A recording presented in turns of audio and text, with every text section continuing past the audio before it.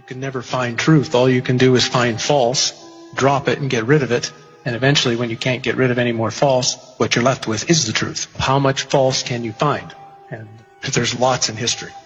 I was looking around the internet and came across the images of the 1893 Chicago World Exposition. And it blew my mind because it looked like ancient Rome in the middle of downtown Chicago. And as I looked at it further, well, here's another one in Philadelphia, here's another one in St. Louis, in Buffalo, in San Francisco, and then as soon as they were done, they tore them all down and threw them in the garbage. That just told me there's something wrong with all of these. The story of the expositions is a gigantic lie. And I think it's so huge of a lie because I think they're right at a bridge point when so many things about the 1800s that seem strange and weird, right as this sort of period ends of unbelievable strangeness, and all of a sudden these fairs spring up all over the world with impossible buildings we're talking about, which are colossal structures. Chicago built 700 acres of fair in supposedly less than 2 years. St. Louis built 1,200 acres of exposition buildings. One of the buildings in Chicago, the manufacturer's building, would house 300,000 people.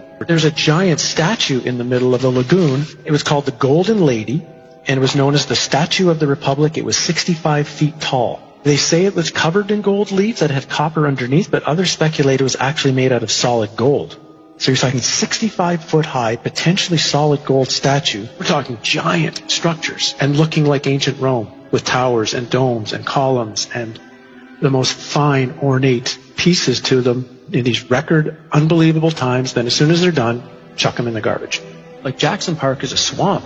So supposedly they had to drive down tens of thousands of wooden stakes in order to support the weight of everything. They dug out massive lagoons, lakes. They had a canal system that ran through the entire exposition. They also had an above-ground electric train. An electric train, well, where's the electricity coming from? That's running around the park. They had a moving walkway down by the shore. Not enough people are asking, where does this technology come from? Just to frame it, if I'm not mistaken, the Chicago Fair was the first time people had seen electric light. Tesla's the one who got the electricity contract for the Chicago Exposition, and it was certainly more than all of the lights anyway that were in New York City at the time were at the Chicago Exposition. Yeah, it must have been mind-blowing for most of those people who had only seen gaslight or candlelight at night to see that city lit up in such a way. Again, count the ways. It's 1901. We are told, whether it's true or not, the idea of being able to electrically do anything hasn't been around that long. And this fair is bizarre. This is supposed to be Tesla's fair, where he managed to somehow move electricity from Niagara Falls to Buffalo for the fair. No one's really explained how he actually did that. And at the middle of the fair is a 395-foot-high electrical tower, on top of which, of course, is a female golden statue called the Goddess of Light. And this thing was lit up by, some suggest, 500,000 electric light bulbs. Again, when you look at the photos of this thing, it's just, where do they really get the power from? I mean, think of what it would take today if you had a place with no electricity and no way to pipe it in, the generators that would have to be built.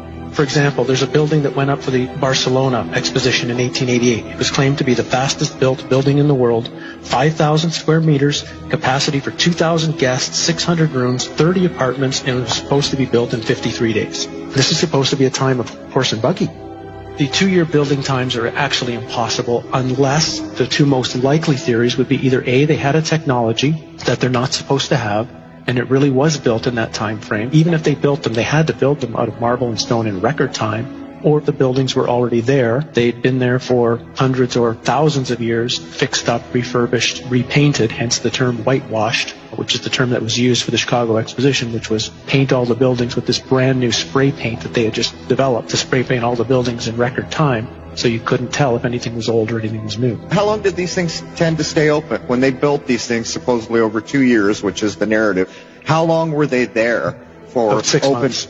6 months for the public to come. And then what was amazing, for example, in St. Louis, 2 days after the fair ended, they brought in a demolition team from Chicago with explosives and blew the thing up. They actually used dynamite to blow it up, and they say threw it in landfills. Things like the World Fairs shows there was a time in our past, and even not that far in our past, where humans seemed to be at a completely higher level. Human living and human knowledge were constructed into the buildings using cymatics, using sacred geometry. These fairs, they're so important to study because the history that we know right now as history was invented at the time these fairs were going on. One of their underlying nefarious purposes was to teach a historical narrative to the population that they were supposed to believe and agree with. And scarily, the world we're walking into today is in some way has its origins during the time of these fairs.